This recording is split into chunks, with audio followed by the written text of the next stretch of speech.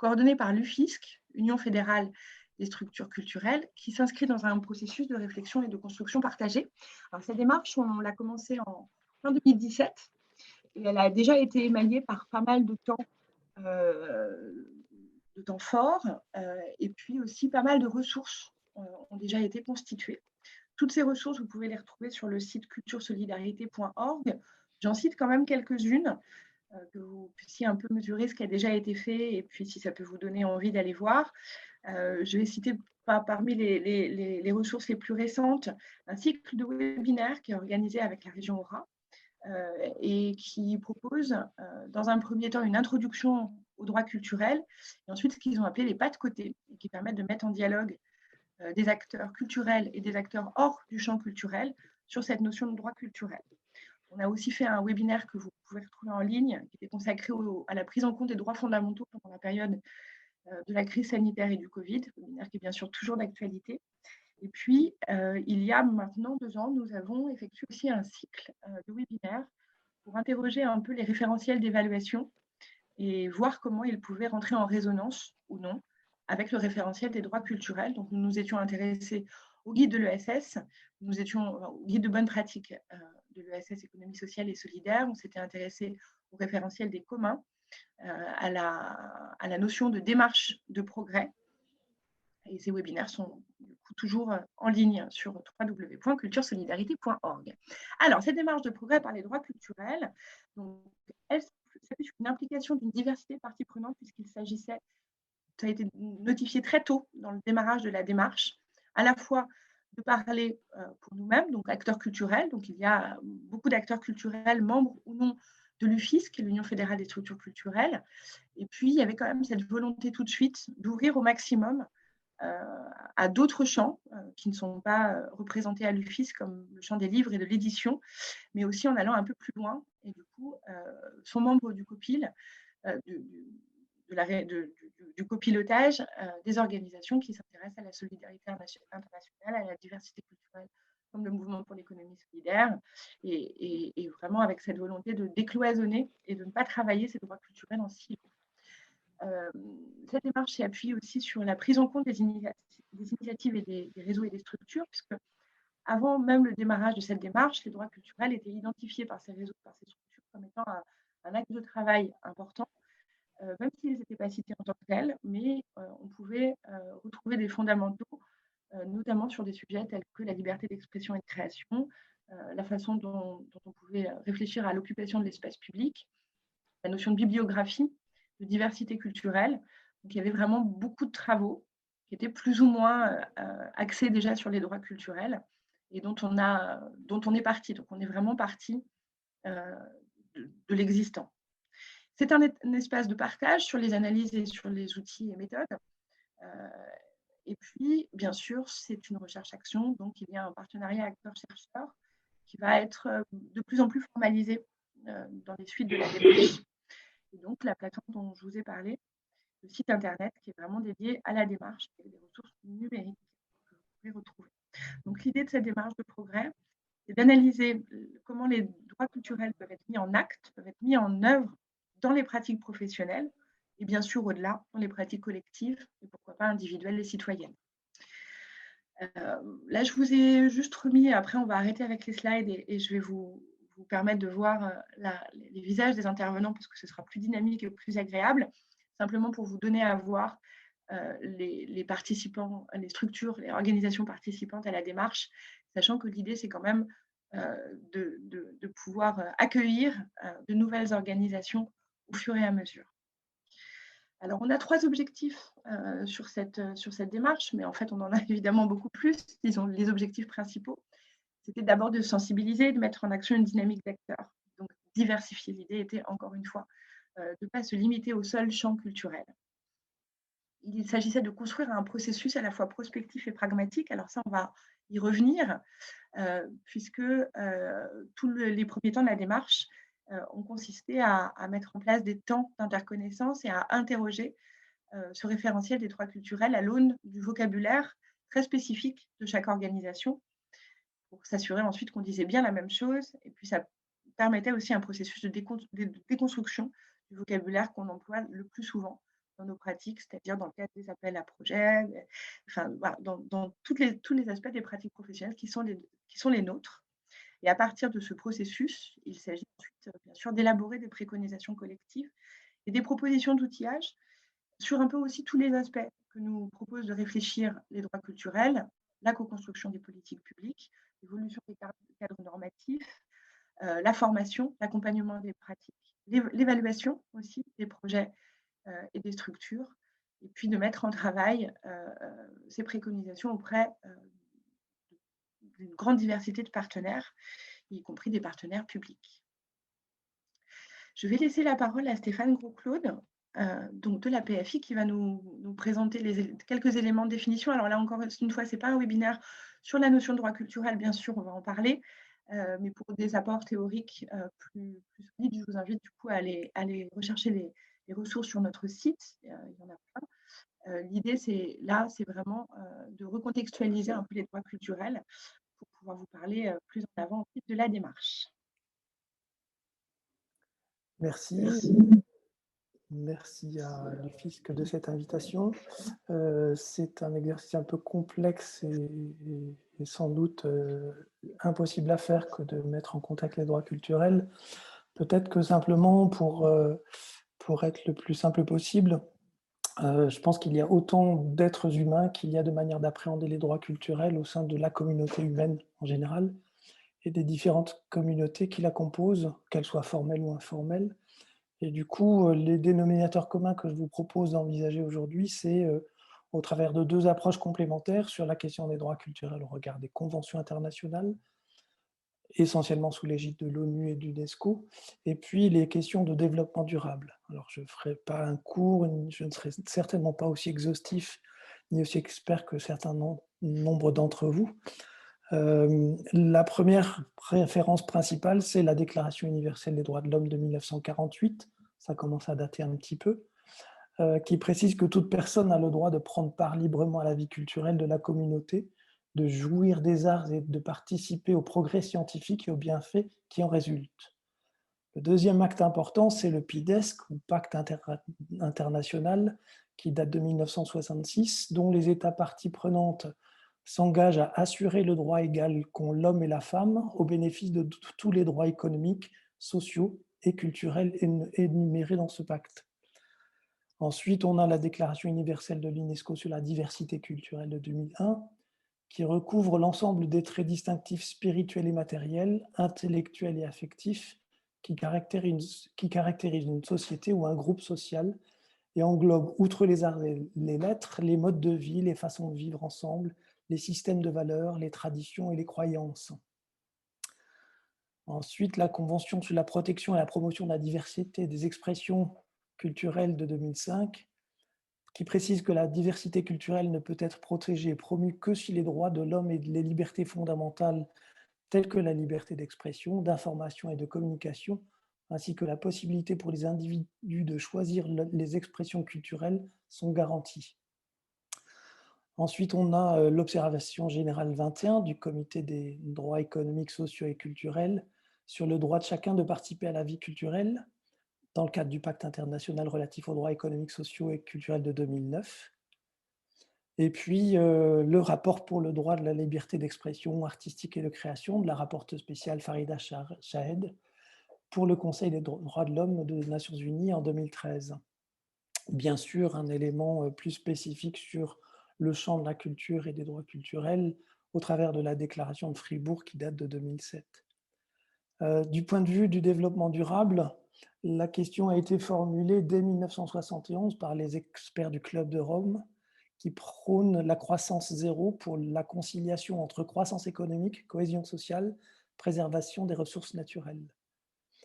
Club de Rome qui a été créé en 1958, réunissant des scientifiques, des économistes, des fonctionnaires, des industriels de 52 pays pour traiter de problèmes de société, qu'elles soient industrialisées ou en développement. Ensuite, on a la déclaration de Stockholm de la Conférence des Nations Unies en 1972, qui s'interroge sur les conditions d'un modèle de développement compatible avec l'équité sociale et la protection de l'environnement. Le rapport Notre avenir à tous, qui date de 1987, dit rapport Brundtland, du nom de son instigatrice, qui présidait la Commission mondiale chargée de l'établir, qui spécifie un type de développement qui permet de satisfaire les besoins du présent sans compromettre la possibilité pour les générations futures de satisfaire les leurs. Évidemment, la conférence de Rio sur l'environnement et le développement de 1992, sous l'égide des Nations Unies, qui officialise la notion de développement durable et celle des 3 piliers, économique, social et environnemental, pour, je cite, un développement économique efficace, socialement équitable et écologiquement soutenable. Alors évidemment, il y a toutes les questions de langage entre sustainable, soutenable, durable, qui font débat. On peut noter aussi la déclaration sur le développement durable du sommet de Johannesburg en 2002, qui précise « Nous nous engageons à rendre la société mondiale plus humaine, plus secourable et plus respectueuse de la dignité de chacun ». Ensuite, la Convention pour le patrimoine immatériel de 2003, qui concerne les pratiques, les représentations, les expressions et la connaissance et savoir-faire que les communautés, groupes et individus reconnaissent comme partie prenante de leur patrimoine culturel.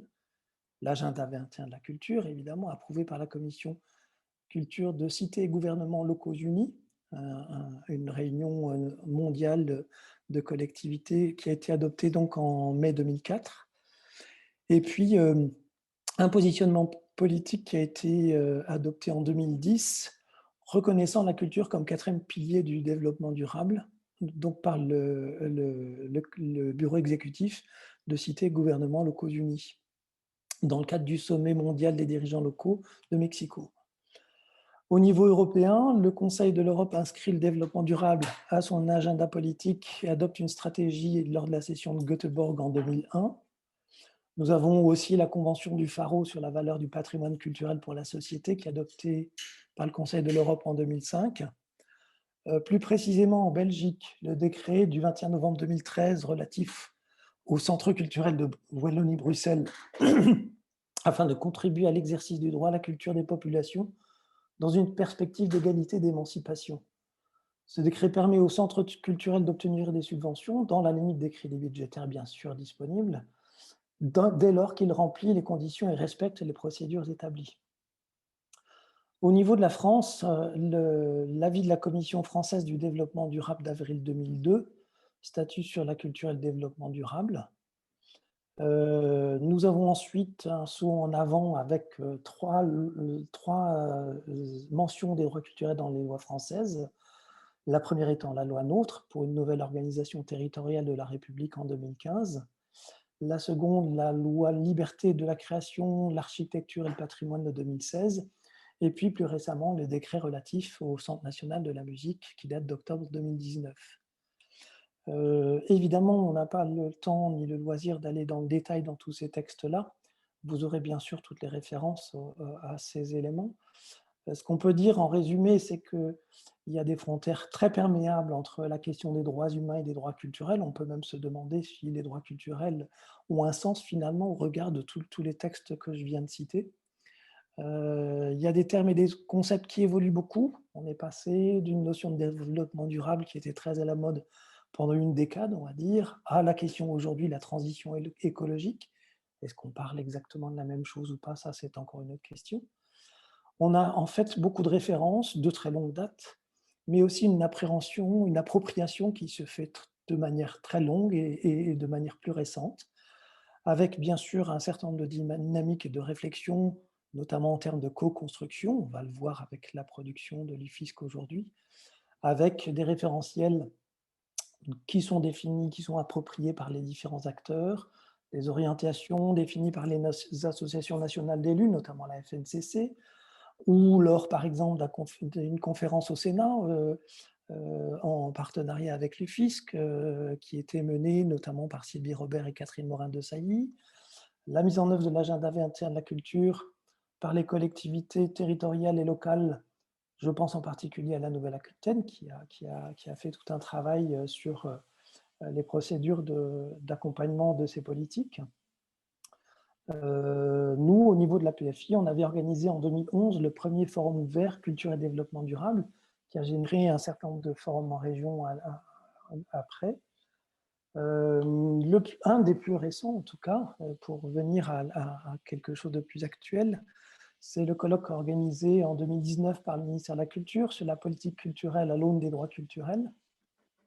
Et puis, en termes d'actualité, c'est vrai qu'on est à un moment, je pense, charnière dans l'histoire des politiques publiques et des politiques de la culture en particulier, avec la création d'une nouvelle délégation au ministère de la Culture, déléguée à la transmission au territoire et à la démocratie culturelle, créée par décret et arrêtée en décembre 2020 et qui est maintenant donc effective, qui regroupe plus d'une cinquantaine d'agents, sous la délégation de Noël Corbin, avec 2 sous-directions à la participation à la vie associative, à la vie culturelle et à la formation et à la recherche, et dont on pourra peut-être avoir d'autres échos aussi au cours de nos échanges.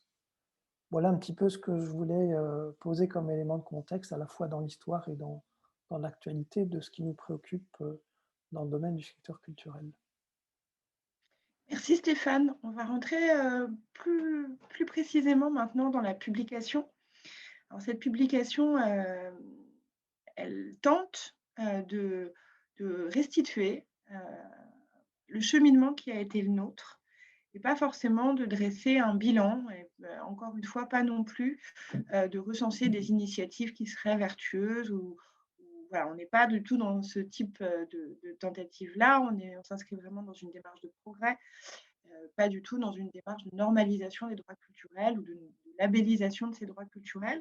Donc, il ne s'agissait pas pour nous d'évacuer aussi les tensions, les contradictions que peuvent faire naître les droits culturels, mais au contraire de tenter de les mettre en avant, pas forcément de résoudre ces tensions-là, mais au contraire de voir, de tirer le fil et de voir où est-ce que ça coince et comment faire pour du coup prendre ces droits culturels dans toutes leurs dimensions et de les faire résonner au maximum et de chercher à comprendre pourquoi il y a des endroits où ça peut coincer.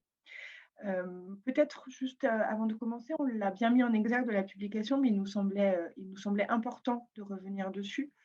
Nous ne sommes pas prescripteurs des droits culturels, on ne parle que pour nous-mêmes et de là où nous sommes, c'est-à-dire qu'on est des actrices et des acteurs culturels, donc on va beaucoup parler des droits culturels avec tous ces apports-là et des pratiques qui sont les nôtres, mais nous sommes bien conscients que les droits culturels, avec l'acceptation très large du mot culture, qui concerne, comme Stéphane l'a rappelé, toutes les pratiques humaines, on est bien conscients que nous n'avons pas on n'est pas prescripteur plus que d'autres là-dessus. Il ne s'agit pas non plus de proposer une évaluation quelconque des initiatives. Il s'agit vraiment de mettre en avant nos questionnements, on avait très envie d'essaimer aussi, parce que c'est des questionnements qui sont extrêmement riches et qui constituent un véritable levier transformateur. Et on avait donc cette ambition de vous faire partager, de vous donner envie, pourquoi pas, d'avancer sur des démarches de progrès comme celle-ci. Je vais laisser la parole à Patricia Collère, qui est donc déléguée générale de l'UFISC et qui va nous présenter un peu plus en avant la publication.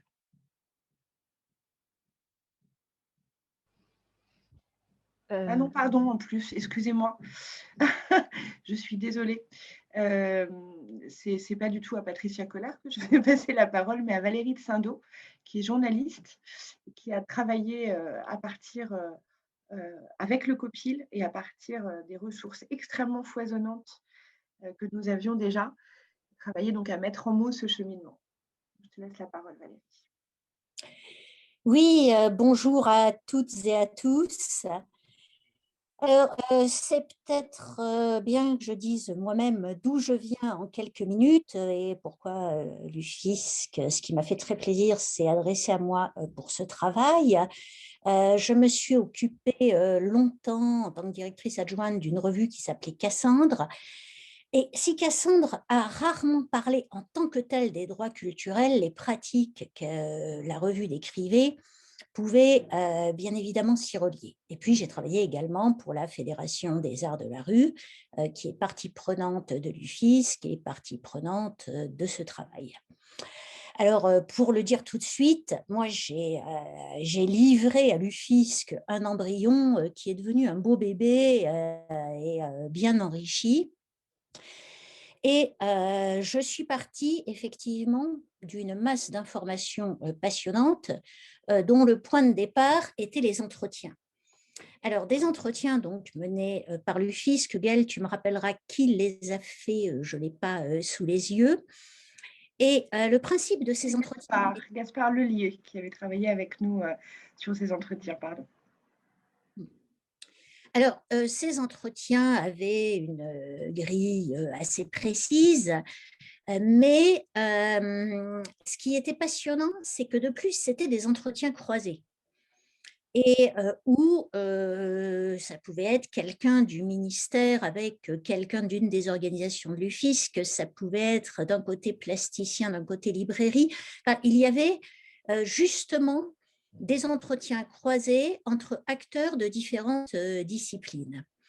Donc là, déjà, il y avait une richesse parce qu'on voyait déjà au travers des entretiens la diversité des points de vue sur les droits culturels. Alors, mon premier travail, ça a été d'écouter ces entretiens, d'écouter et de les retranscrire. Et sachant que déjà, rien que les entretiens retranscrits auraient pu donner lieu à publication sur les droits culturels parce qu'ils étaient passionnants et qu'ils ont montré ce qu'est une approche vivante et en action. Simplement, à partir de là, bon, la commande n'était pas de faire un catalogue d'entretien, mais il y avait une matière qui était très riche de sa diversité, mais qu'il fallait ordonner. Et il fallait voir comment les différents acteurs se répondaient et comment tout cela pouvait être organisé. Alors, eh bien, j'ai beaucoup écouté et beaucoup relu. Bien évidemment, il y avait des choses qui se répondaient. Et dans un premier temps, je m'étais demandé si un abécédaire serait une bonne idée.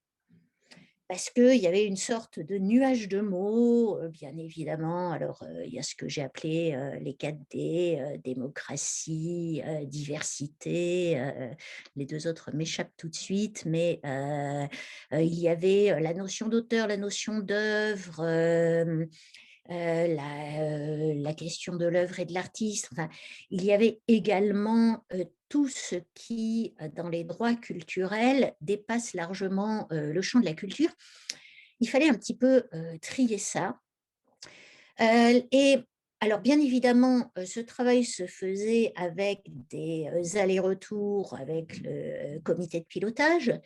Ce que j'ai fait, c'est commencer par écrire une introduction. Il fallait bien évidemment commencer par définir les droits culturels, il fallait montrer les enjeux. Il fallait aussi faire, enfin moi je le dis un peu cash, mais il fallait désamorcer des bombes. Parce que c'est encore plus vrai en ce moment, mais à l'époque, c'est clair que les droits culturels tels qu'ils étaient promis avaient des adversaires. À ce moment-là, ça se jouait plutôt, je dirais, dans les milieux professionnels. Enfin, tous ceux qui, en gros, s'inquiétaient un petit peu sur la spécificité, la singularité du travail artistique, qui, pour le dire un peu grossièrement, disait mais les droits culturels, ça veut dire que tout le monde peut se poser comme artiste, ça veut dire qu'à un moment où on souffre justement de la précarité, d'un manque de reconnaissance, notre professionnalisme n'est pas reconnu. Enfin, il fallait désamorcer tout ça. Il fallait aussi désamorcer d'autres bombes qui se présentent maintenant, mais dont je parlerai peut-être en conclusion. Il fallait déconstruire un certain nombre de piliers, voire de poncifs, sur lesquels les politiques culturelles sont fondées depuis Malraux et à commencer par le dogme de l'excellence artistique. Et il fallait relier la question des droits culturels à l'ensemble des droits humains et à l'ensemble de combats politiques, démocratiques et sociaux actuels. Alors, eh bien, à partir de là, mon arme, ça a été, j'allais dire, le surligneur. Alors, le surligneur par ordinateur. C'est-à-dire qu'en gros, j'ai identifié à l'époque 6 thématiques qui sont devenues 5 dans la publication, qui étaient ce que disent les droits culturels, qu'est-ce que c'est, qu'est-ce que ça convoque, Donc, ce qui était un peu l'objet de la définition, c'était qu'est-ce que ça active? Si vraiment on met en œuvre les droits culturels, qu'est-ce que cela signifie en termes de pratique? Il y avait qu'est-ce que cela déconstruit? Il y avait ce à quoi ça se relie, et là arrivait toute la thématique de l'économie sociale et solidaire, la thématique des communs, et puis il y avait un petit peu comment on fait avec ou comment on prolonge cette réflexion. Et alors là, eh bien, armée donc de couleurs, j'ai transformé l'ensemble de mes entretiens en arc-en-ciel, en surlignant. Ça va plutôt vers la définition, ça va plutôt vers la déconstruction, ça va plutôt vers à quoi on se relie. Et mes chapitres sont apparus un petit peu comme ça. Simplement, une fois que j'avais fait ce travail sur une bonne douzaine d'entretiens, eh bien, ces paroles, il fallait les relier justement et les intégrer dans des chapitres. Il fallait fabriquer un petit peu le ciment de tout ça, le ciment conceptuel. Et puis, il fallait surtout garder la dimension franchement vivante des entretiens. C'est-à-dire qu'il y avait des paroles singulières, il y avait des réflexions, donc il fallait un certain nombre de citations et il fallait que ces citations s'articulent. Bon, j'ai à partir de ça, eh bien, livré un texte avec une introduction et 5 chapitres qui étaient ce que les droits culturels disent, ce qu'ils convoquent, ce qu'ils activent, ce qu'ils déconstruisent, ce à quoi ils se relient. Et ces 5 chapitres ont depuis évolué. Ils exigeaient bien évidemment une conclusion, mais j'estimais que la conclusion devait être faite par le comité de pilotage lui-même, du moins par les gens de l'UFISC, un peu d'ailleurs comme l'introduction devait être revue. Il y avait de toute façon des compléments à faire. Il me semblait qu'il fallait également un glossaire. Il y avait quelque chose qui me semblait important dans cette publication, c'était éviter la tentation du jargon.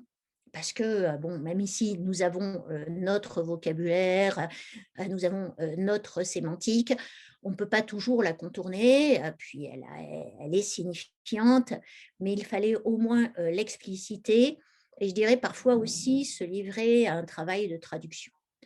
Donc, eh bien, à partir de là, j'ai livré une introduction et 5 chapitres. Et puis, je suis assez admiratrice de ce qui en a été fait comme réorganisation, comme complément, comme manière d'isoler les citations et comme graphisme. Je voudrais dire quelque chose en conclusion, toujours un petit peu sur cette idée de désamorcer des bombes.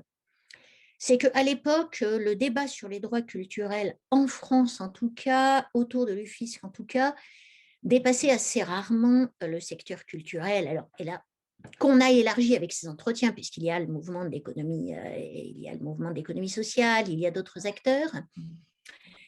Mais déjà à l'époque, moi, je m'étais dit, mais le jour où une certaine partie de l'opinion découvre que les droits culturels sont entrés dans la loi en France, ça va exploser.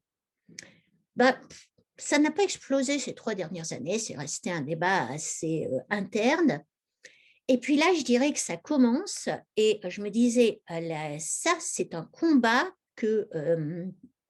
dont va s'emparer la droite et l'extrême droite, et je ne m'étais pas trop trompée.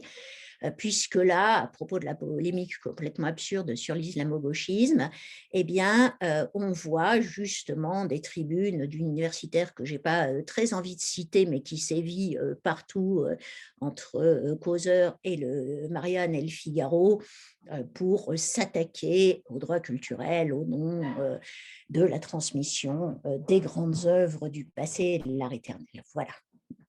Donc, je crois qu'il y a un combat politique, sémantique, démocratique qui ne fait que commencer.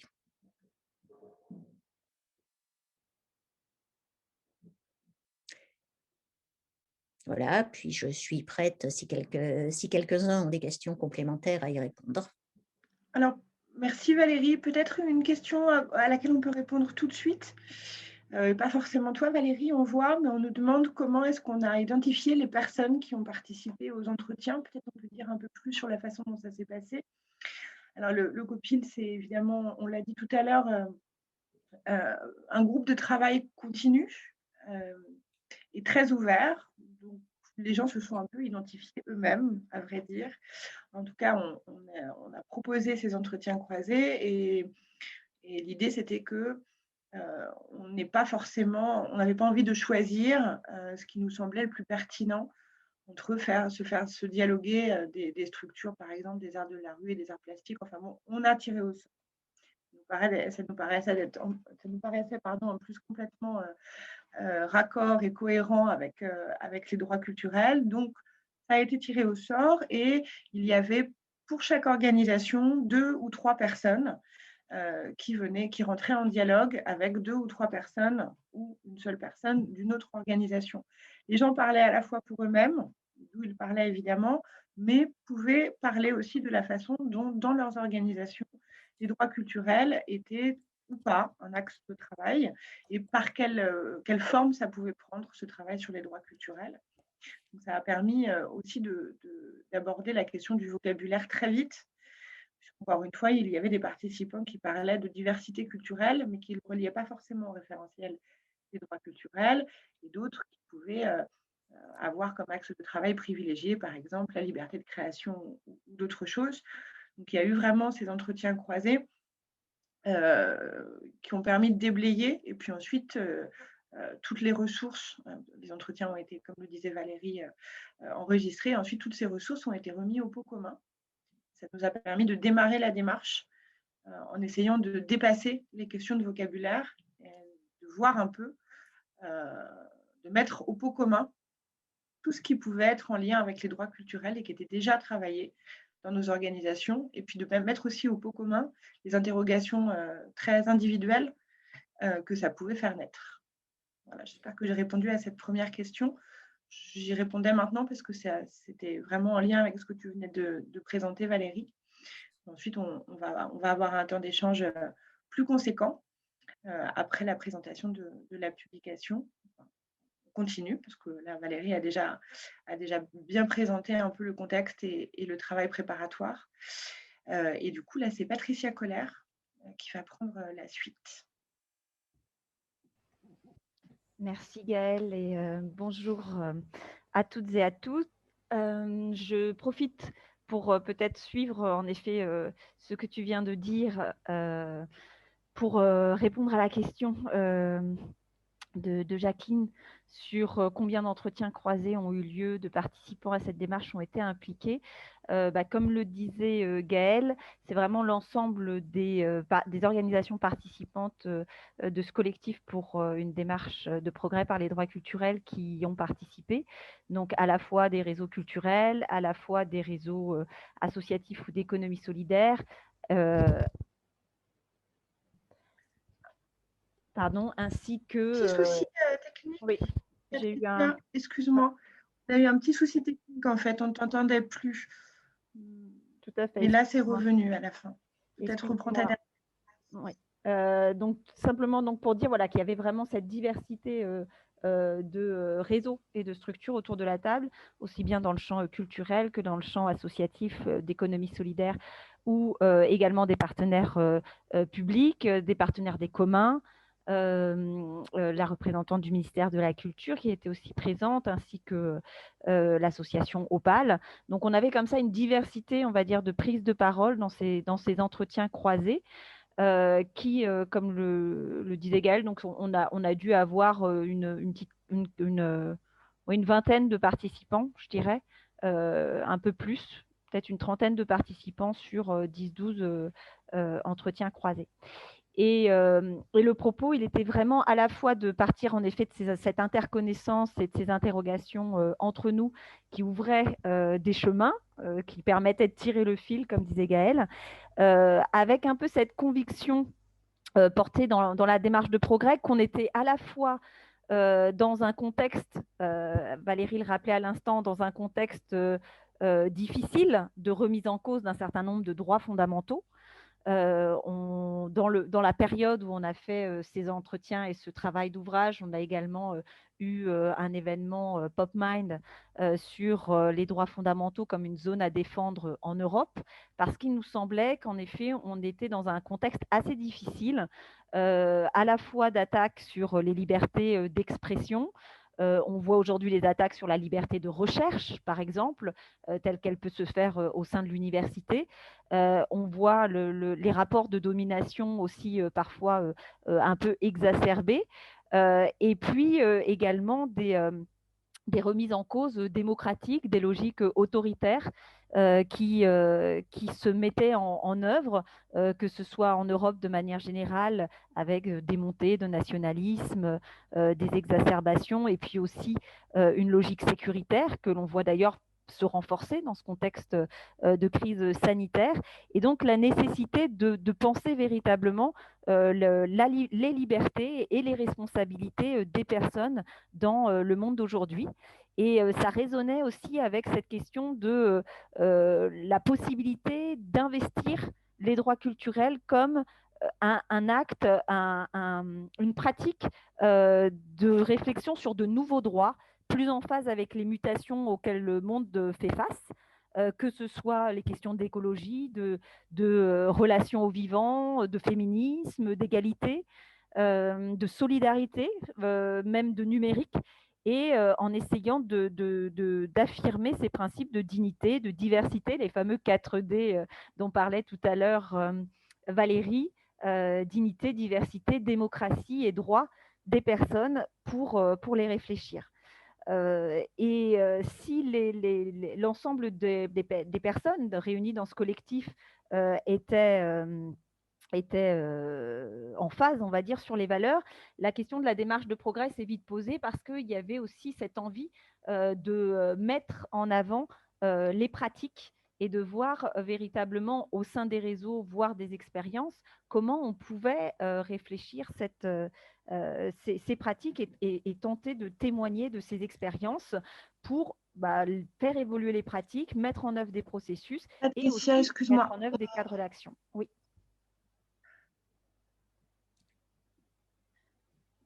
On ne t'entend plus à nouveau, Patricia. Je suis désolée. Vous m'entendez là? D'accord. Ça y est, mais voilà. Mais ça va bien. Ça va, il y a eu une interruption. Bon, c'était simplement donc peut-être juste pour repointer quelques éléments dans la publication sur cette démarche de progrès. Au-delà de ce qui a été déjà un petit peu évoqué sur ce que disent les droits culturels avec cette question de la personne et de la capacité contributrice des personnes à la culture ou de la redéfinition, de repenser la définition des cultures, il nous semblait vraiment qu'il y avait donc ce que décrit un peu le chapitre sur ce que les droits culturels activent, la notion de capacitation en lien avec la notion d'émancipation que nous avons souhaité mettre en avant et voir comment, dans nos réseaux et dans les expériences collectives que nous pouvions y lire, il y avait quelque part cette réflexion sur le dialogue entre les processus d'identification culturelle, au-delà de la question des hiérarchies, la possibilité des pouvoirs d'agir et quelque part de déconstruction de ces rapports entre dominants, dominés, sachants, apprenants, la question des processus un peu descendants, des postures de prescription, mais aussi tout ce qui pouvait se lire autour de la diversité des pratiques amateurs, l'articulation entre les droits culturels, sociaux et économiques, avec notamment aussi reposer la question ou les interrogations autour des tensions entre des formes professionnelles et la question des droits fondamentaux dans un moment où, évidemment, le contexte, et malheureusement, on y est d'autant plus aujourd'hui, on est dans un contexte de précarité assez important pour la diversité des acteurs et actrices du champ artistique et culturel, mais au-delà même du champ, d'autres champs associatifs ou d'économie solidaire, comme cela a pu aussi nous être renvoyé. Donc, il y avait vraiment cette pensée en fait d'articulation entre les différents droits qui a été alors pas du tout résolu, évidemment, mais sur lequel on s'est dit qu'il y avait vraiment un chantier à construire de façon beaucoup plus approfondie pour ne pas opposer les droits sociaux, par exemple, et les droits culturels. Nous avons également travaillé autour des questions de coopération, comme l'indiquait un petit peu la slide précédente, sur les multiples expériences de coopération que l'on peut lire aujourd'hui sur chez les différents acteurs, aussi bien dans leur capacitation justement pour les personnes à vivre au sein d'un collectif, que sur les questions de solidarité économique ou de compagnonnage, qui ont été aussi des formes de process, de pratiques qui ont été remontées par les réseaux comme les expériences plus de terrain. Sur ce que les droits culturels interrogent, évidemment, on a eu quelques questions clés qui sont remontées. Alors, on est vite passé, on va dire, sur les réserves ou les freins qui ont pu parfois être opposés aux droits culturels. Ce qui nous semblait vraiment important, c'est de remettre au cœur, en effet, la personne et non l'agent économique. Donc, vraiment sortir de cette organisation de l'offre et la demande vers laquelle on nous renvoie trop souvent, d'une offre culturelle contre une demande culturelle, d'une offre… enfin voilà, vraiment se départir de ça, se départir de la question du narcissisme de l'individu, comme l'a appelé Valérie dans sa rédaction, ou même de la question des gestes de réparation, pour vraiment revenir à la question de la personne, de ses libertés et de sa responsabilité. S'interroger aussi sur les questions de communauté, en justement réfléchissant avec des acteurs de l'économie solidaire ou avec des acteurs des communs qui ont réfléchi aussi sur ces notions justement de communauté de manière positive, se redemander comment on faisait république et comment on faisait intérêt général avec aussi des corps peut-être intermédiaires et des corps collectifs, mais aussi se reposer cette question de la culture comme une culture organisée, construite, protégée par une communauté qui n'en est ni propriétaire exclusive, ni exclusivement assignée. Donc voilà, être vraiment sur plutôt une mise en tension de ce terme communauté pour se réinterroger beaucoup plus largement, d'où aussi cette réflexion sur ce que Valérie disait, de l'abécédaire, de la question des mots et ce qu'ils renferment, et essayer vraiment de tirer ces fils.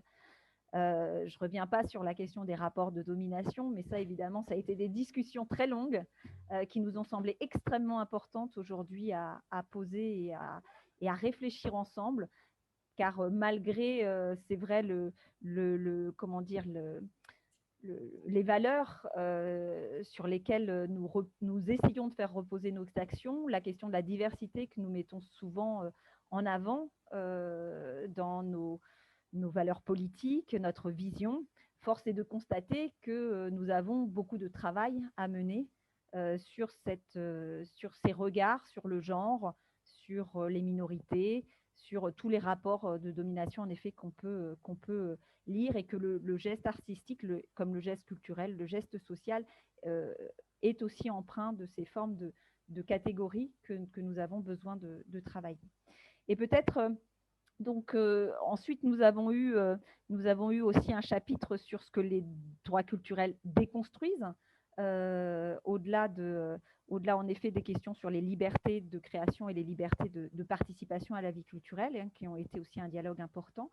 Sur ce que les droits culturels déconstruisent, nous avons eu envie à la fois de réfléchir ensemble la question du sens du geste artistique, du sens du parcours artistique. J'essaye d'aller un peu plus vite. La question de l'évaluation, évidemment, qui est revenue aussi. Donc, qu'est-ce qui fait valeur? Qu'est-ce qui fait sens? Comment est-ce qu'on construit la manière de faire récit, de dire ce que l'on fait, de dialoguer et de mettre en place des processus de débat autour de la valeur de ce que l'on fait. Ça, c'était un élément important pour sortir d'une logique d'évaluation qui est vécue de façon très contraignante par les acteurs et qui enferme très souvent dans des logiques quantitatives. Et puis, enfin, la question que Valérie a déjà évoquée, c'est-à-dire celle de la terminologie. celle de la sémantique, celle des mots. Les mots sont importants et il nous semble vraiment nécessaire de pouvoir soit se les réapproprier quand c'est un vocabulaire que nous avons un peu perdu, soit de les inventer et de réussir à être un peu, comment dire, en maîtrise, peut-être plus en maîtrise aussi de la manière dont on souhaite se décrire, dont on souhaite investir ces pratiques. Et enfin, nous avons un dernier chapitre sur ce à quoi les droits culturels se relient. Et comme Valérie l'a dit, on a été intéressé à regarder du côté de l'économie sociale et solidaire parce qu'on y était relié par cette question de la capacitation, par cette question du collectif, par cette question des droits fondamentaux, et peut-être aussi par le fait que trop souvent, l'économie est jugée comme quelque chose de posé, de normé, alors que l'économie aussi est une construction culturelle et que les droits culturels sont aussi complètement inscrits, la dimension culturelle est complètement inscrite dans la dimension économique, et qu'il nous semble que, notamment au sein de l'économie solidaire, c'est quelque chose qui essaye d'être travaillé au travers d'une réflexion de la diversité des territoires, de la diversité des personnes, la diversité de leurs ressources, qui permettent justement de construire une économie différente. De la même manière avec les communs, où on a pu échanger sur beaucoup de fils rouges, que ce soit au niveau peut-être de toute la question du numérique, parce qu'on est pas mal entré par les communs sur les numériques, à partir du numérique, mais que ce soit aussi évidemment cette question de la gouvernance, de la co-construction, d'une capacité à bâtir ensemble, à se doter de règles ensemble, qui nous paraissait aussi déterminante autour de ces droits culturels. Alors évidemment, on n'a pas pu tout traiter, malheureusement, et c'est pour ça qu'on continue nos démarches. On aurait aussi voulu parler de droits culturels et écologie, de droits culturels et développement durable, comme Stéphane, par exemple, l'a évoqué en introduction. Mais c'est un travail qui continue. On a commencé aussi à avancer sur ces pistes-là. Et j'ai vu qu'il y avait aussi des questions sur l'éducation populaire. Dans le collectif, il y a aussi des mouvements qui se réclament de l'éducation populaire, l'UFISC se réclamant notamment de l'éducation populaire. Et évidemment, pour nous, il y a un enjeu pas forcément de différence majeure, mais plutôt d'articulation en fait entre les différents référentiels. Comme vous l'avez compris, on était moins dans une démarche de plus universitaire ou d'analyse un petit peu en dehors des pratiques, et plus en partant des acteurs, qu'est-ce que l'on peut dire de nos pratiques, aussi à partir des différents référentiels que ces acteurs amènent autour de la table, en fait.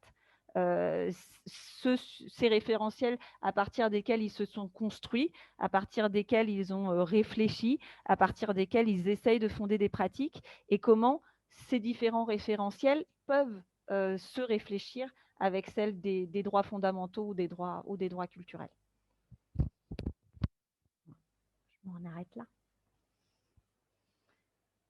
Et peut-être on peut Merci beaucoup, Patricia. Ouais. Oui, on peut prendre un temps du coup d'échange. Alors, je crois qu'au fil de l'eau, il y avait eu quelques questions. Je vais essayer de les récupérer, mais je pense qu'on avait répondu. Puis là, tu viens de répondre, Patricia, sur l'éducation populaire. Donc là, si vous le souhaitez, par contre, vous pouvez lever la main. Normalement, il y a un petit, dans les réactions, sur les petites commandes que propose l'outil Zoom. Et parmi les réactions, vous pouvez lever la main et du coup prendre la parole si vous le souhaitez. Si vous préférez poser des questions dans le conversé, vous pouvez également. Et là, on a quelqu'un qui nous pose la question des droits culturels et de la santé. Si quelqu'un veut y répondre, peut-être juste de dire qu'il y a beaucoup de choses qui bougent aussi dans le secteur de la santé, mais aussi sur l'accueil des personnes, et que sans spécifiquement citer les droits culturels, on voit que les rapports entre les soignants et les soignés sont aussi empreints d'une volonté de casser un peu les rapports extrêmement descendants qui sont à l'œuvre, avec en plus une difficulté supplémentaire peut-être, puisque non seulement le rapport, il y a un rapport descendant, mais qui est inhérent en fait à la posture aussi des soignants, mais qu'il y a vraiment beaucoup de choses qui, sans se réclamer les droits culturels, sont en train de bouger et de réinterroger les droits des personnes au regard des fois leur dignité mise à mal par ces rapports trop descendants. Donc, il y a beaucoup de choses qui bougent. Nous, on aimerait beaucoup qu'une organisation, un réseau ou une structure dans le domaine de la santé nous rejoigne pour approfondir avec eux voilà, tout ce référentiel. Ce n'est pas encore le cas,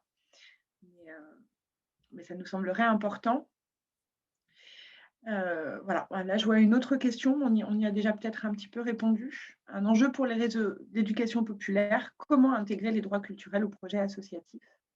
Je laisse la parole à qui veut pour y répondre, sachant qu'il y a des contributeurs et des contributrices et contributeurs aujourd'hui, mais aussi parmi les participants, des membres de la démarche. Donc, n'hésitez pas si vous souhaitez prendre la parole.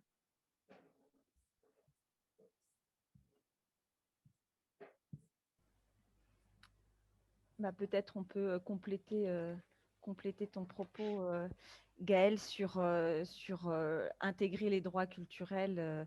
En effet, c'est un enjeu pour les réseaux d'éducation populaire, mais plus largement, je pense que c'est ce qu'on a un peu essayé de travailler sur un ensemble de réseaux qui d'ailleurs se saisissent souvent de l'éducation populaire comme une dimension de travail, à partir du moment où en effet on est bien sur cette question de la reconnaissance des personnes, de la reconnaissance mutuelle des savoirs, tel que le posait Maëlle dans le chat, la question de la réciprocité, de la relation réciprocitaire, de l'égalité réciprocitaire entre les personnes.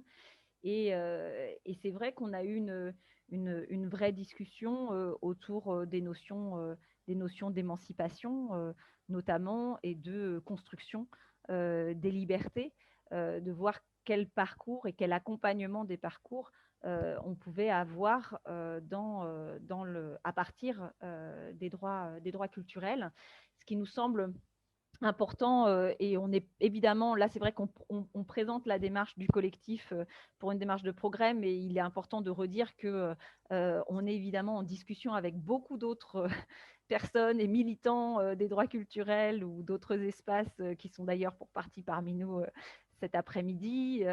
On est aussi en dialogue avec le réseau Paideia et Christelle Blouet. On est en dialogue, Larissette devait s'exprimer, il a aussi participé de manière très impliquée. Il n'est pas le seul. Aline Rossard partageait des éléments tout à l'heure sur le chat avec la démarche qui a été initiée et conduite par Jean-Michel Lucas et Aline en Nouvelle-Aquitaine. Je vois Luc Carton également qui était avec nous à PopMine, etc. Donc, le propos, évidemment, il est d'essayer de réfléchir ensemble à cet accompagnement de parcours et de voir à partir des expériences des uns et des autres comment on arrive à créer ce que Jean-Michel pourrait appeler des balises, ce qu'on pourrait appeler une grille de lecture, ce qu'on pourrait appeler une manière en tout cas de se donner des objectifs et des capacités d'avancer et de progresser sur ces accompagnements. Donc voilà, je dirais qu'on n'a pas d'éléments de boîte à outils. C'est justement ce vers quoi on n'a pas forcément envie de tendre. On a plutôt envie de travailler un processus collectif pour s'outiller collectivement et réfléchir aux tensions ou aux questionnements qui se posent dans tout type de projet. À partir, oui, de balises comme celle de la relation à l'autre, comme celle de la réciprocité, comme celle de la manière de déconstruire son rapport de domination, comme celle de construire des solidarités sur un territoire ou avec d'autres, comme celle de faire attention ou de participer au processus de dignification, comme dirait Jean-Pierre Chrétien-Gony, donc de rendre l'autre plus digne ou d'être dans une relation digne avec l'autre. Et puis, au-delà de ça, c'est peut-être aussi, pour ouvrir aussi la discussion au-delà, c'est non seulement cette pratique éthique, mais c'est aussi peut-être réfléchir à la construction du cadre de politique publique ou du cadre professionnel ou du cadre normatif sur lequel, en tant qu'acteurs, nous avons aussi une responsabilité.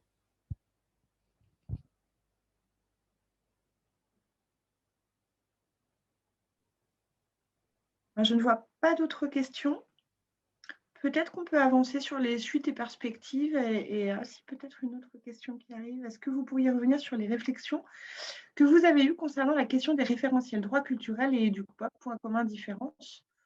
Donc oui, on peut revenir, on a encore un tout petit peu de temps pour ce faire et puis ensuite on vous présentera un peu les perspectives dont la démarche se dote. Je ne sais pas si quelqu'une d'entre vous a envie de revenir sur les points communs et différences sur les référentiels droit culturel et du pop. Moi, si je peux me permettre, Stéphane et peut-être après Luc Carton. moi, ce que je constate, c'est qu'il y a différentes visions de ce que recouvre l'éducation populaire, différentes générations d'éducation populaire, et que j'entends beaucoup des gens qui se revendiquent de l'éducation populaire sans prendre la peine de dire de quelle éducation populaire ils parlent et d'où ils parlent. Et du coup, il y a souvent des malentendus sur ce que c'est que l'éducation populaire. Exopé, qui est le syndicat des employeurs de l'animation, ex-CNEA, se revendique d'être aujourd'hui le syndicat des professions de l'éducation populaire. Ce que je vois comme transformation, c'est qu'il y a une dynamique historique des MJC essentiellement. Ça n'est pas restrictif, mais c'est quand même ce qui a beaucoup mobilisé dans l'éducation populaire, que notamment avec la loi de 2015 sur la nouvelle organisation territoriale, le mouvement associatif porté par des personnes de l'éducation populaire a été beaucoup institutionnalisé et qu'en particulier, avec les missions obligatoires transmises aux collectivités territoriales, tout ce qui relève du purement culturel est passé au second plan, voire a été supprimé par rapport aux missions obligatoires d'accompagnement social, d'accompagnement de la personne. Et du coup, il y a un certain milieu, certains réseaux d'éducation populaire, les MJC en particulier, qui se reconnaissent à différents endroits avec différentes identités d'éducation populaire aujourd'hui. Sauf qu'on n'a peut-être pas pris suffisamment le temps de redire, de réaffirmer, de partager ce qu'est l'éducation populaire pour chacun.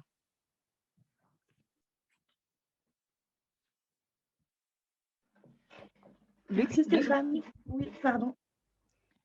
Luc, je crois, voulait aussi apporter. Oui, un petit mot, vous m'entendez bien? Un petit mot complémentaire. Oui, d'abord, je crois qu'il y a plusieurs histoires de l'éducation populaire. Je parle du même point de vue que Stéphane. Il y a celle qui prend racine chez Condorcet, celle qui prend racine dans le mouvement ouvrier, celle qui prend racine dans l'après-guerre, dans les lendemains de la résistance. Mais je crois aussi qu'il y a une actualité de l'éducation populaire. Je trouve que Christian Morel est un de ceux qui en parle le mieux dans ses différents bouquins, notamment Éducation populaire et pouvoir d'agir, ou puissance d'agir. Et cette actualité, pour moi, c'est celle de l'importance de construire des savoirs sociaux stratégiques, donc de construire de l'action collective à partir de l'accouchement des savoirs sociaux. Donc, en bref, alors d'un point de vue plus épistémologique, pour moi, l'éducation populaire, c'est de l'action collective à caractère culturel, c'est de l'action collective par la culture. Mais ça, c'est une définition qui m'est d'une certaine façon personnelle.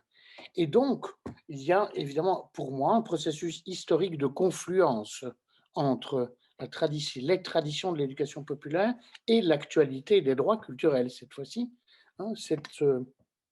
Ces processus, ces démarches, ces méthodes d'accouchement des savoirs sociaux et de les accoucher stratégiquement dans l'action collective et pour l'action collective, ça ressemble évidemment étrangement à une méthode Paideia.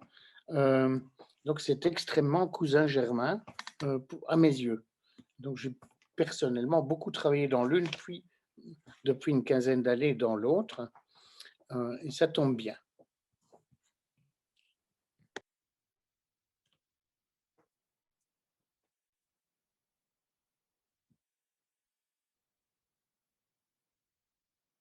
Pardon, merci beaucoup. J'ai vu une question passer qui me semble être intéressante et ça sera peut-être la dernière qu'on pourra prendre, pardon, et qui est sur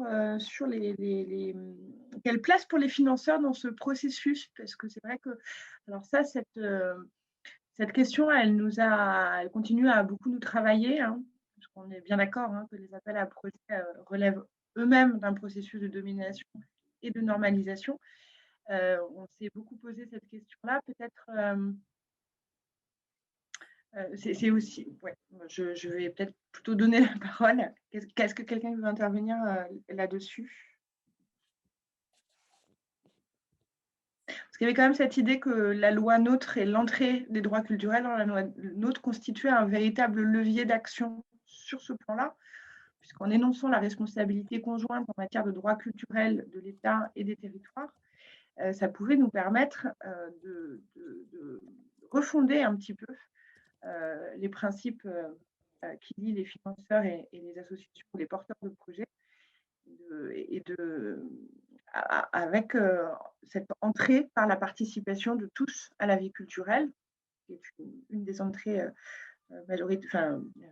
des entrées principales pour les droits culturels, et que la loi NOTRe pouvait du coup nous permettre d'être un véritable levier. Alors cette question, elle a été assez peu prise en compte encore, mais on y travaille, et ça faisait notamment l'objet de la démarche en Nouvelle-Aquitaine, dont un des objectifs était la réécriture des règlements d'intervention de la région, avec une attention particulière au respect des droits culturels dans la façon dont étaient organisés les processus de soutien. Est-ce que quelqu'un est là pour compléter?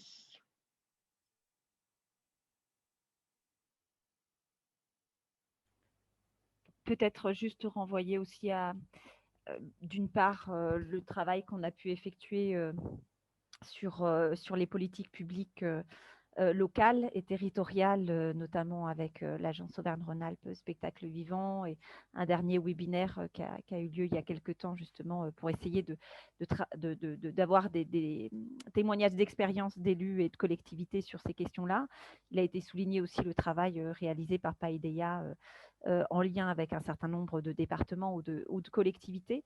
Et à chaque fois, il nous semble bien qu'on est dans un cadre de processus, c'est-à-dire en effet que les financeurs sont, comme tu le rappelais Gaëlle, des acteurs publics en responsabilité par rapport à ces droits culturels et à cette vision politique, et que très souvent, on est sur un accompagnement au long cours pour des changements à la fois de posture, dans la manière de considérer en effet l'objectif politique, qui se base aussi sur non plus une logique de comptabilisation d'actions, mais plutôt sur ces questions de monter en liberté, monter en responsabilité, monter en capacité des personnes à travers, si on parle d'une politique artistique, justement des gestes artistiques ou des processus artistiques, et que ça peut prendre véritablement un ensemble de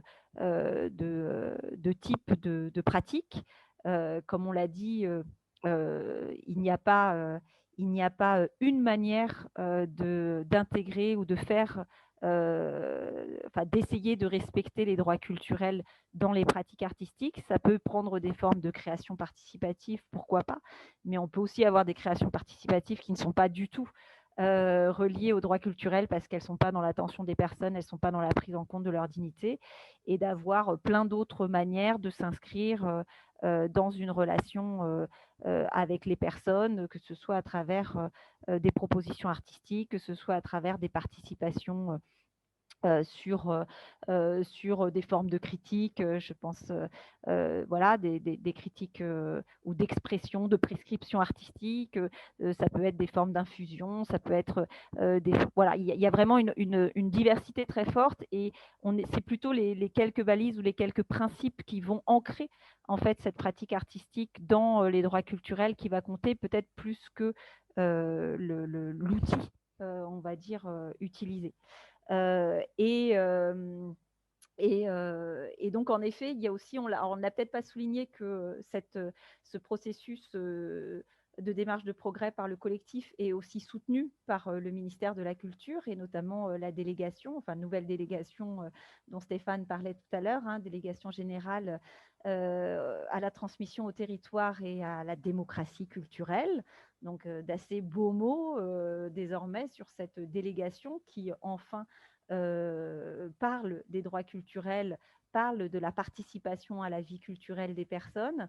Donc, il y a vraiment un espoir, entre guillemets, qu'on puisse aller plus loin dans cette prise en compte des droits culturels en s'essayant vraiment à être dans des espaces de co-construction. Ce qui nous semble important, c'est aussi d'essayer d'organiser non seulement le processus, non seulement de redéfinir ensemble des objectifs politiques à partir de valeurs autour des droits culturels, de ne pas aller trop vite aussi sur des formes de boîte à outils, mais aussi de vraiment être dans des cadres multiparties prenantes qui puissent à la fois mobiliser les collectivités, l'État, les acteurs et les actrices, alors artistiques, on va dire, et culturels dans un sens large, les acteurs sociaux du territoire, mais aussi les habitants pour aller, ou les habitants au sens d'habiter un territoire, hein, pas forcément seulement ceux qui ont leur résidence, mais aussi ceux qui y travaillent, ceux qui viennent, ceux qui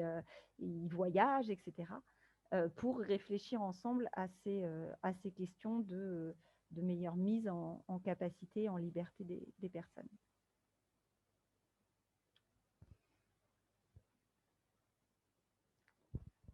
Voilà, peut-être que justement, ça peut nous permettre un petit peu de parler justement des perspectives qu'on voit un petit peu à cette première séquence, si on peut dire, en tout cas cette phase de travail autour de la publication. Oui, tout à fait. Alors, je vais prendre le relais sur ce point-là. Donc, bonjour à toutes et à tous, puisque je n'ai pas encore eu l'occasion de vous saluer. Je suis Délie, je travaille également à l'UFISC. Et donc, je vais effectivement vous présenter nos 5 chantiers après ce jalon que constitue cette publication, et mes collègues pourront venir compléter après. Alors, donc forcément, en premier lieu, on va continuer ce travail d'information et de sensibilisation, puisqu'il reste du travail et que les droits culturels restent malheureusement peut-être trop méconnus et parfois également mal interprétés. Donc voilà, c'est dans le but de favoriser une meilleure compréhension et appropriation des droits culturels par tous, et peut-être de favoriser également l'émergence de nouveaux droits qui s'y relient. En deuxième lieu, nous allons continuer également l'axe plutôt sur la formation, sur les enjeux de formation, notamment des formations sur des nouvelles pratiques dans nos métiers qui favorisent le meilleur respect des droits humains. Donc des pratiques de coopération, de dialogue par exemple, et le tout dans un souci évidemment de déontologie des pratiques. Un troisième axe va être également de montrer des alternatives. Donc l'idée ici est de témoigner des pratiques qui existent déjà dans beaucoup de structures qui se posent effectivement des questions, qui cherchent à travailler, alors pas toujours en formulant les droits culturels, mais en tout cas qui se posent des bonnes questions et qui ont des pratiques tout à fait intéressantes et assez vertueuse, même si ce n'est pas dans un souci d'exemplarité que l'on veut démontrer ceci. Et donc, sur cet axe, nous avons prévu d'organiser 10 témoignages autour des droits culturels, valorisés dans un format d'interview radio. Et ce sont donc des structures que nous avons fait remonter au sein de nos réseaux, en prenant en compte des thématiques sur lesquelles on aimerait développer comment par exemple travailler sa gouvernance, comment travailler la diversité dans une équipe, dans un projet, comment favoriser la solidarité sur un territoire par exemple. Ce sont des questions qu'on aimerait bien approfondir et pouvoir parler en pratique. Et donc nous avons un quatrième axe après celui-ci, qui est donc de travailler au changement des politiques publiques. Puisqu'effectivement, il y a parfois une nécessité que celle-ci évolue au regard des réflexions apportées par les droits culturels. Favoriser l'égalité et l'équité du partage des ressources, par exemple, favoriser des processus de construction plus démocratiques, à travers, par exemple, des espaces dédiés à la coopération territoriale. Donc, un travail également à faire sur ce sujet. Et enfin, faire évoluer l'évaluation fondée sur le quantitatif vers une évaluation plus démocratique. Donc effectivement, faire changer les critères vers des critères qui seraient plus soucieux des droits humains, par exemple, ou des échanges entre les personnes. Et nous aimerions aussi pour cela s'intéresser à la coopération à l'échelle internationale, puisque cela favorise voilà, la diversité des peuples, la diversité des histoires. Peut-être à partir de ça, réfléchir à d'autres formes de mondialisation. C'est un peu la conclusion de cette publication. Et je vais laisser Stéphane et Claire et Jean-Christophe compléter mes propos sur, par exemple, la formation ou sur des axes travaillés au sein de leurs organisations propres. Pour ce qui concerne la formation, c'est vrai que le champ est vaste là aussi. On a différentes étapes, différentes phases dans le processus de ce qu'on appelle la formation tout au long de la vie. Et puis, on a en particulier ce qui relève de la formation professionnelle. Alors, il existe depuis assez longtemps le droit individuel à la formation, qui a été un petit peu transformé, élargi avec la création par la loi de 2014 au CPF, compte personnel de formation, qui donne ainsi la liberté à chaque individu de choisir, en partie en tout cas, en fonction d'un certain crédit d'heures au départ et maintenant d'euros, de choisir pour lui-même ou pour elle-même ce qu'elle souhaite, il ou elle souhaite suivre comme formation. La condition de ce CPF, c'est qu'aujourd'hui, les formations soient certifiantes, c'est-à-dire qu'elles soient inscrites dans un référencement national de titres, de diplômes et d'habilitation, de certification professionnelle. À partir de là, donc, il y a un certain nombre de formations, d'organismes qui ont commencé à mettre en œuvre, déjà depuis plusieurs années, même des formations, plus ou moins de niveau d'enseignement supérieur ou accessibles sans niveau particulier. Et du coup, au niveau du collectif droit culturel de l'UFISC, on a mis en place un groupe de travail il y a maintenant un peu plus d'1 an pour essayer de voir ce qu'il pouvait y avoir de commun dans ces référentiels et d'essayer d'inscrire dans la partie formation professionnelle, donc accessible au compte CPF, un référentiel qui permette à chaque individu de choisir des méthodologies de formation, d'appropriation des droits culturels. Et donc, il y a pour l'instant l'UFISC, Opal, la PFI, Réseau Culture 21, la FAMDT, le Mouvement pour l'économie sociale, la Conférence nationale des foyers ruraux, le collectif des associations citoyennes, Peuple et Culture, qui sont dans ce groupe de travail. Il y en a d'autres, je ne les ai pas tous listés. Et on essaye de voir un petit peu comment sont composés nos référentiels de formation, propres à ce que nous mettons en œuvre chacun en termes de formation, pour voir si à partir de là, on peut essayer d'identifier ce qu'il y a de commun dans ce qui pourrait faire l'objet d'un référentiel de compétences communes qu'on pourrait déposer dans le répertoire spécifique de France Compétences, de manière à ce qu'un certain nombre d'organismes de formation puissent inscrire leur parcours de formation comme dans un parcours certifiant accessible au CPF. Aujourd'hui, c'est une véritable limite pour beaucoup de formations qui ne sont pas éligibles au CPF, mais qui restent possibles de financer par l'employeur, que ce soit le privé ou le public. Mais c'est vrai que de pouvoir donner accès à tout un chacun à des formations, y compris sur les droits culturels, c'est un enjeu qui nous semble assez important aujourd'hui. Donc, on en est au début de ce travail. Ça ne va pas définir une seule norme de ce que peut être la formation aux droits culturels, mais au moins ça peut permettre d'ouvrir le panel des possibles pour accéder à la formation. Voilà un petit peu les enjeux de ce groupe de travail aujourd'hui. Merci Stéphane. Et du coup, comme prévu, sur la notion d'essaimage, parce que ça, c'était une des choses aussi importantes pour cette publication et comme pour la démarche, on s'est bien sûr appuyé sur toutes les ressources existantes. Et l'idée, c'est qu'ensuite, il y ait d'autres groupes de travail, d'autres travaux qui se mettent en marche et de favoriser comme ça une dynamique forte autour des droits culturels. Et pour expliquer un petit peu, comme c'est déjà le cas notamment chez Théma, je vais passer la parole à Claire et à Jean-Christophe. Bonjour tout le monde et donc merci de nous avoir proposé de venir vous exposer notre expérience à Théma. Donc je me présente pour vous situer un petit peu sur le spectre des réseaux où on se situe. Donc moi je suis coordinatrice de Théma, donc c'est l'Association nationale des théâtres de marionnettes et arts associés. Et en fait, et donc Jean-Christophe, qui est membre de Théma et compagnon de route de Théma de longue date, puisqu'il a été longtemps élu dans le conseil d'administration. Et il n'y est plus dans le conseil d'administration, mais il suit beaucoup de groupes de travail à l'UFISC, notamment celui des droits culturels depuis plus longtemps que moi, qui suis arrivée à la coordination de Théma. J'étais déjà salariée, mais j'ai repris la coordination il y a un tout petit peu plus d'1 an. Ce qui fait que moi, j'ai intégré ce collectif droit culturel et son cheminement tout récemment. Donc, je n'ai pas suivi la fabrication du document qu'on vous présente aujourd'hui. Je me situe à l'endroit de réflexion sur les suites dont vient de vous parler Délie, notamment les témoignages, les entretiens qu'on va mener. Donc, nous, côté Théma, on a aussi exploré dans notre réseau quels pouvaient être des acteurs qui pouvaient venir alimenter cette démarche.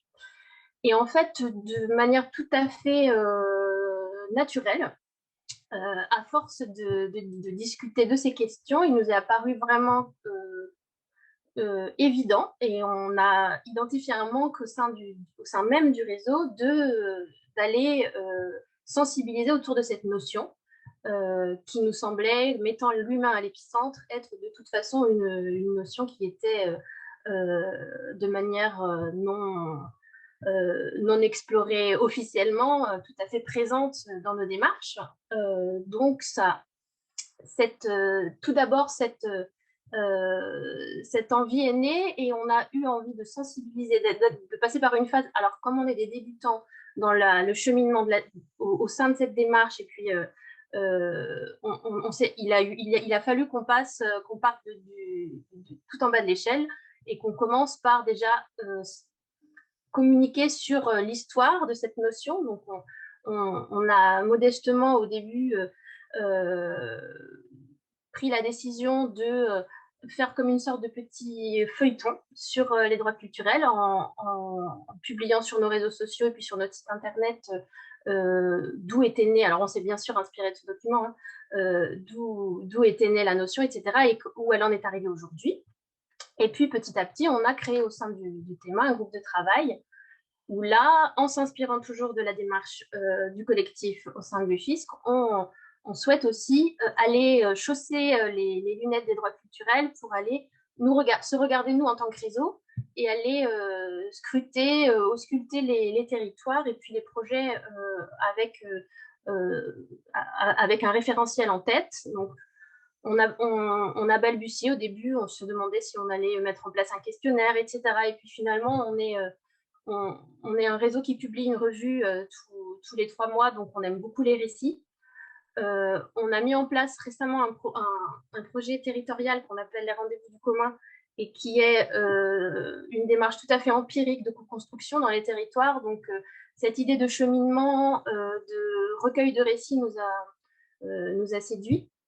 Et donc, on se lance nous aussi dans notre propre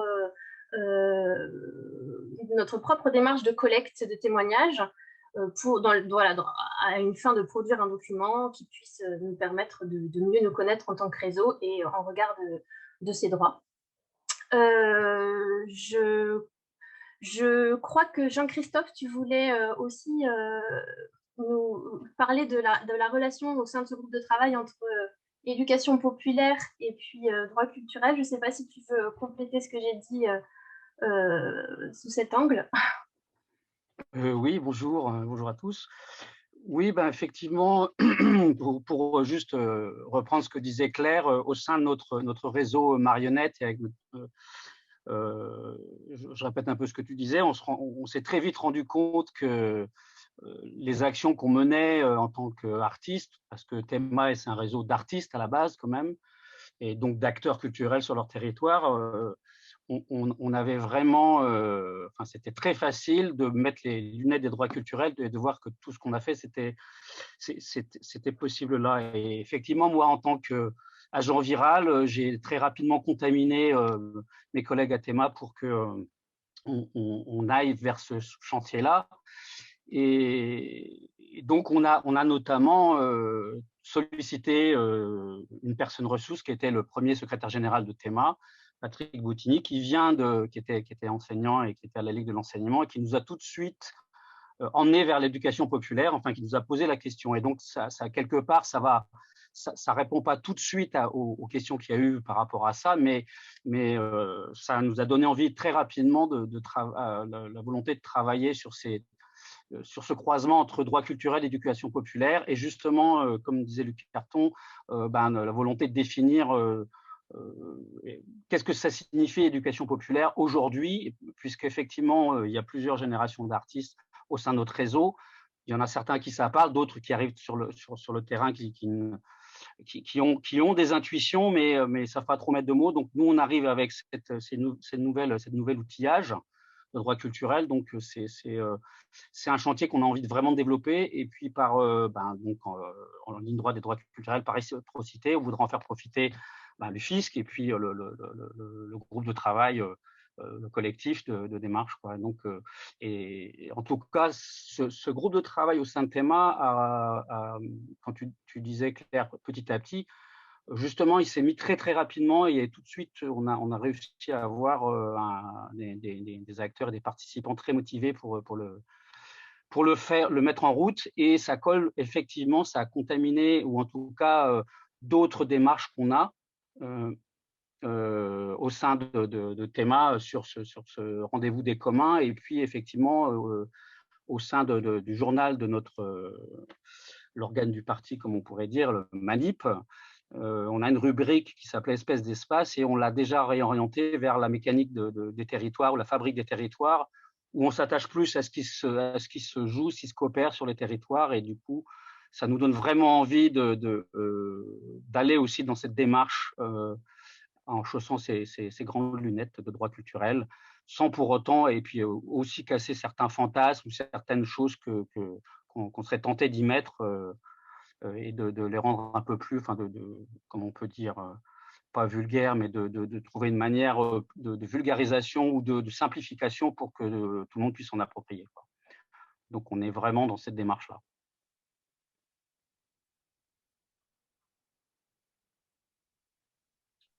Merci Jean-Christophe. Je pense qu'on va s'arrêter là. Vous dire quand même que ce qu'on aimerait beaucoup, c'est que la publication vive dans vos réseaux, en considérant vos réseaux de la manière la plus large possible. Nous, on envisage de faire un second webinaire ou, si on peut, une vraie rencontre en présentiel au printemps prochain pour mettre en débat davantage la publication et à travers une problématisation de certaines des grandes thématiques qui y sont abordées. On vous tiendra bien sûr au courant de ce deuxième temps fort sur la publication. Et d'ici là, n'hésitez pas à la partager le plus largement possible, à la mettre en débat, à la faire vivre. Je vous remercie à tous de nous avoir suivis. Merci à nos intervenantes, intervenants, et puis merci à toutes les participantes et participants.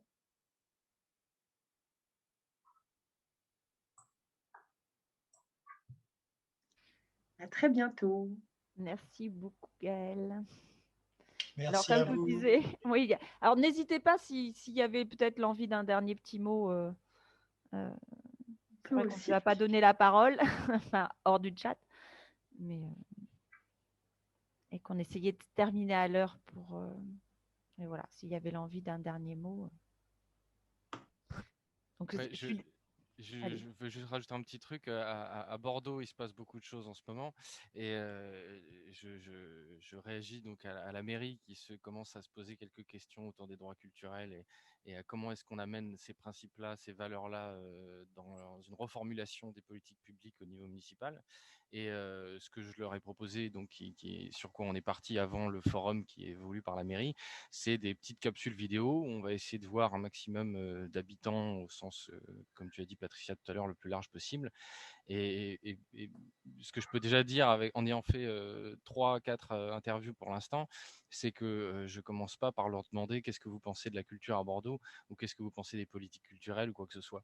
La première question que je leur pose, c'est quels sont vos héros, c'était quoi l'odeur des cuisines de votre enfance, et à partir de là, on essaie de rentrer en relation avec la personne, et c'est graduellement qu'on arrive à lui faire comprendre que toute son identité, ce qu'elle estime, elle, être soi, etc., on arrive au bout d'une heure de conversation à lui faire comprendre que cette histoire-là, cette trajectoire culturelle personnelle, elle a une légitimité à être entendue au moment du forum et au moment de la négociation à venir avec les acteurs artistiques, avec les acteurs institutionnels et avec les politiques. Et donc, je pense que c'est une humble approche, mais je pense que ça commence simplement par ça, en fait, par la question de savoir comment arriver à croiser ces paroles-là pour qu'on arrive à légitimer des expériences qui sont peut-être plus de l'ordre du sensible ou de l'humain, de l'humanité, dans les questions artistiques et culturelles qui sont encore très séparées dans la tête de beaucoup de gens, quoi. Pour l'instant, ces capsules n'existent pas, elles existeront au moment du forum courant mars, fin mars et un petit peu après. Voilà.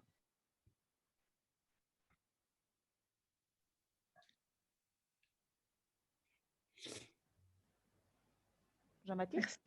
Merci. Ouais, je veux bien, si c'est possible, juste ajouter un mot pour le CAC, le collectif des associations citoyennes, parce que sur les perspectives, nous, évidemment, on va insister, comme on regroupe des militants associatifs de tous les domaines, sur la manière dont on peut porter ces enjeux-là en dehors du seul champ culturel. Et c'était pour pointer une actualité possible, parce que hier, il y a eu le lancement d'une consultation qui s'appelle Horizontaire. Donc, je vais vous mettre le lien sur le chat, bien que je crois qu'il ne marche plus très bien. Mais pour poser la question de quelle recherche on veut pour demain, quelle recherche citoyenne on veut pour demain.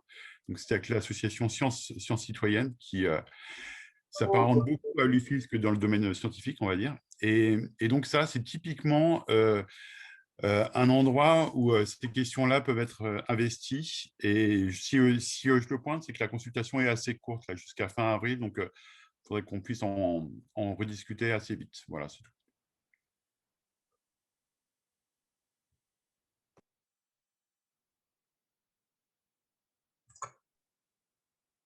Merci JB. Est-ce qu'il y a d'autres prises de parole? N'hésitez pas, c'est vraiment le moment.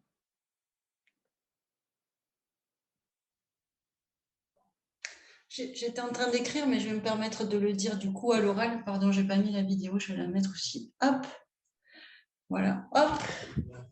Je suis salariée d'une association qui s'appelle Les Petits Débrouillards. C'est un réseau, un mouvement d'éducation populaire qui œuvre dans le champ de la culture scientifique et technique. Donc, j'interviens suite à ce que vient de dire Jean-Baptiste. Aussi, puisque actuellement, nous sommes sur un projet, sur une réflexion à l'échelle du réseau national pour développer l'accès aux droits culturels et notamment dans le champ de la culture scientifique et technique sur des territoires prioritaires. Voilà, donc je vous jette l'information et je vous remercie de ce webinaire que vous nous avez proposé cet après-midi. Et à bientôt.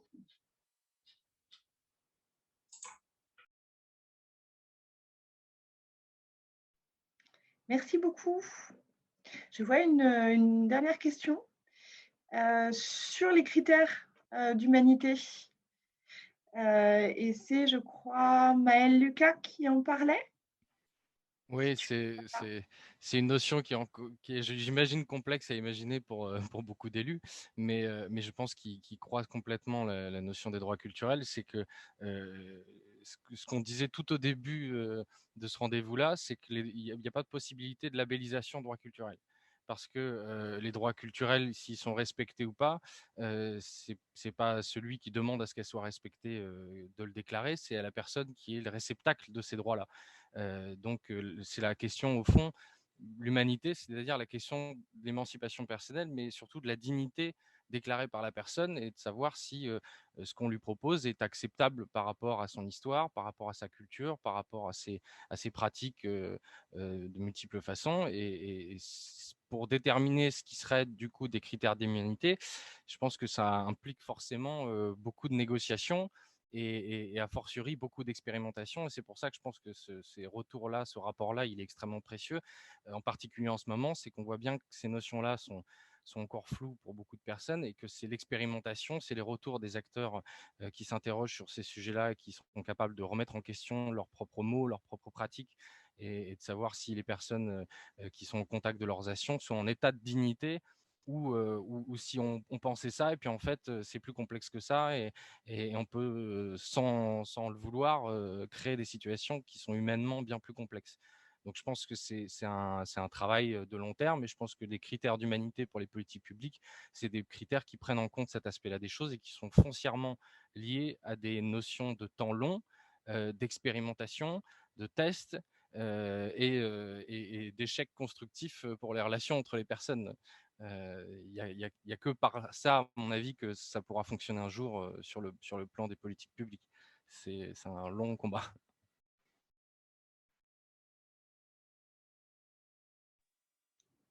Merci Maëlle. Là, pour le coup, je vais clôturer, je pense, ce webinaire en vous remerciant une nouvelle fois, et il sera disponible en replay la semaine prochaine sur le site dédié à la démarche, donc www.culturesolidarité.org. Je vous ai fait passer la présentation sur le chat. N'hésitez pas à télécharger le document, mais il sera également disponible sur le site la semaine prochaine.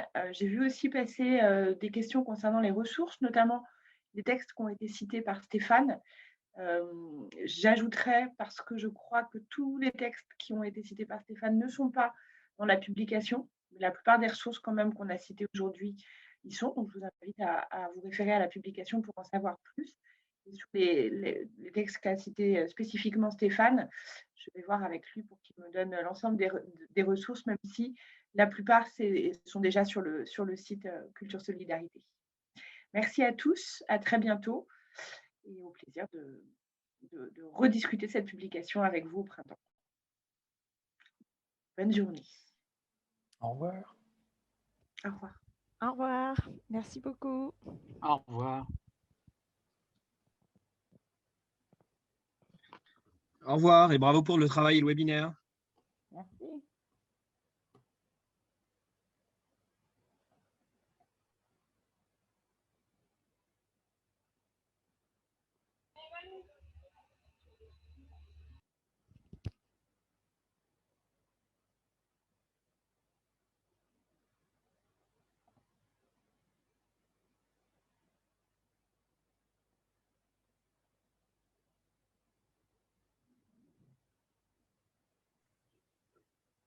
Excusez-moi, je cherche la publication dans le chat, là. Elle est où?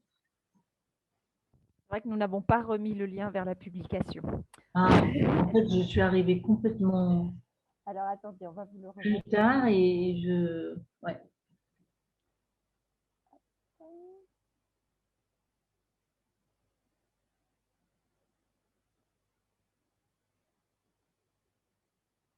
La voici, je vous l'ai mis dans la discussion. Ah, super. Merci beaucoup. Avec plaisir. Ça commençait à 15h, c'est ça le webinaire ou... À 14h. Ah, mais c'est ça, 14h moi. à 15h30. J'ai pas